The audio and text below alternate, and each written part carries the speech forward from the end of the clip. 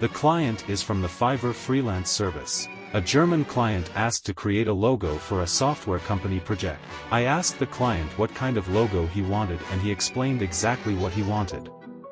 And said that the logo should be ready in 1 day. Then I started work. A few moments later.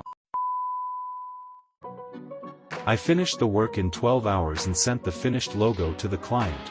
The client liked the logo and accepted it.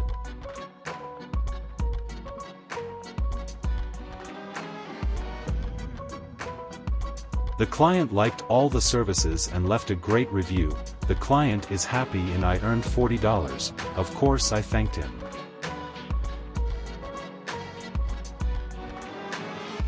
If you liked the video, click like, and if you are interested in the design, subscribe to my channel.